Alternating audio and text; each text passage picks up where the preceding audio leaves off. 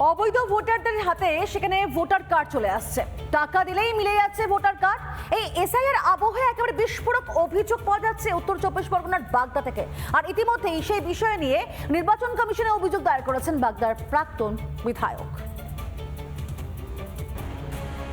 Voter তালিকায় ভূত পুষতে কত না ছল তৃণমূলের, আর সেই কাজে দেদার সাহায্য তৃণমূলের ধামাধারি কিছু বুথ লেভেল অফিসারের।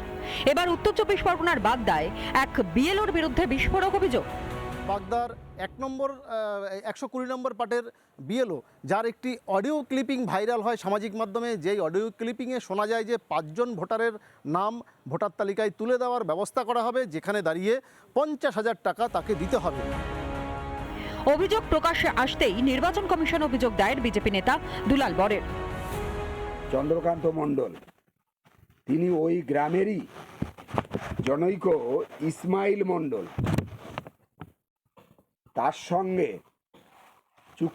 চুক্তিবদ্ধ হয়েছিলেন যে 5টা ভোট করে দেবেন, বিনিময়ে তিনি 50,000 টাকা নেবেন। ঘুষের বিনিময়ে ভোটার তালিকায় নাম তোলার অভিযোগ অস্বীকার করছেন বাগদার বয়রা পঞ্চায়েতের 120 নম্বর পার্টের অভিযুক্ত বিএলও। উনি অনেক অভিযোগই করতে পারেন, এরকম ধরনের কোনো বিষয় হয়নি। আজ এআই এর যুগে অনেক কিছু হতে পারে, কিন্তু সেটা আমার দায়িত্ব নয়, সেটা তদন্ত করার যাদের দায়িত্ব তারা করবে। এসআইআর প্রক্রিয়া চলাকালীন এ বাংলায় কত না খেলা দেখেছে বঙ্গবাসী। কখনো সরকারি কর্মীদের ধমক চমক, বিএলওদের কাছে আমার অনুরোধ থাকবে ভোটার লিস্ট থেকে কারো নাম যেন বাদ না যায় সেটা দেখার। মনে রাখবেন, ইলেকশন কমিশন তার নোটিফিকেশন যখন হবে ডেট অফ ইলেকশন, তখন থেকে এটা ইলেকশন কমিশনের আন্ডারে যায়। তার আগে স্টেট গভর্নমেন্ট, আবার ইলেকশনের পরেও স্টেট গভর্নমেন্ট। সুতরাং এটা মনে রাখবেন, আপনারা চাকরি করেন স্টেট গভর্নমেন্টের। কখনো আবার এসআইআর শুনানি কেন্দ্রে গুন্ডামি, কখনো আবার তৃণমূলের ধামাধারি বিএলওদের নাটক, যাদের হাত যশে বেড়া পরিবারের ছেলে হয়ে যান আলী, কাকা শ্বশুরকে বাবা বানিয়েও পার পেয়ে যায় জালিয়াতরা। সীমান্তবর্তী বাগদার বিএলওর বিরুদ্ধে অভিযোগ প্রকাশ্যে আসতেই সরব বিজেপি।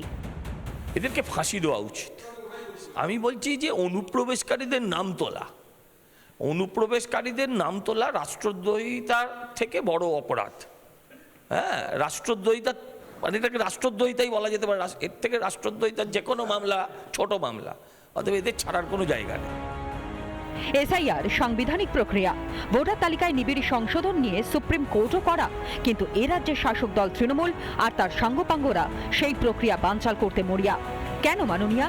দেশের সংবিধান শীর্ষ আদালতের ঊর্ধ্বে রাজনৈতিক স্বার্থ, জাতীয় নিরাপত্তার চেয়েও গুরুত্বপূর্ণ তৃণমূলের অনুপ্রবেশকারী দূষণ। বাগদা থেকে টিটপ বিশ্বাসের রিপোর্ট, রিপাবলিক বাংলা।